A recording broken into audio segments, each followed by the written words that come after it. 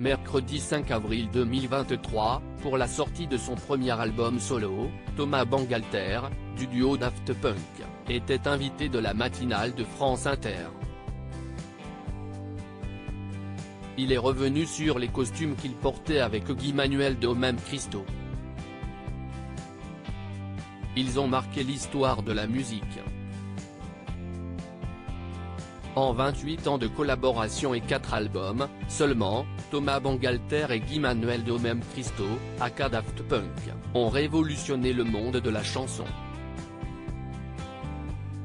Mais, en 2021, ils rangeaient leurs costumes de robots, ils ont annoncé leur séparation dans une vidéo intitulée Épilogue. Thomas Bangalter n'a cependant pas arrêté la musique.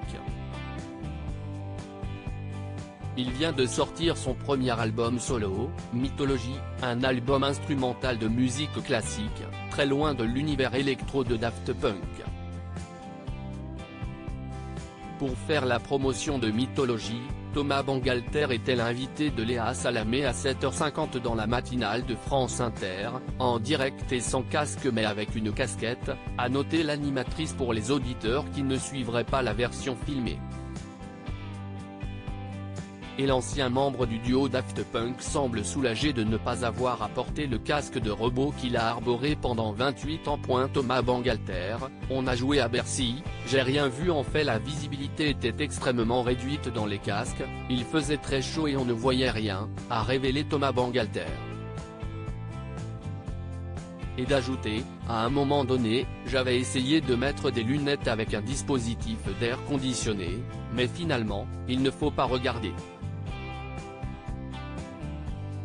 Le musicien a continué avec une drôle d'anecdote, finalement, j'ai l'impression que ça m'a aussi protégé. On a joué à Bercy, j'ai rien vu en fait. Impossible donc de prendre la grosse tête puisqu'il ne voyait pas les très nombreux spectateurs de ses concerts. Mais il n'est pas prêt de remettre le casque, c'est une histoire où il y a eu un début, un milieu, et une fin, et je suis très content d'avoir refermé cette aventure. Mais c'est avec un grand plaisir que je me retourne et que je regarde ce qu'on a pu faire ensemble, a glissé Thomas Bangalter. Daft Punk, c'est définitivement fini.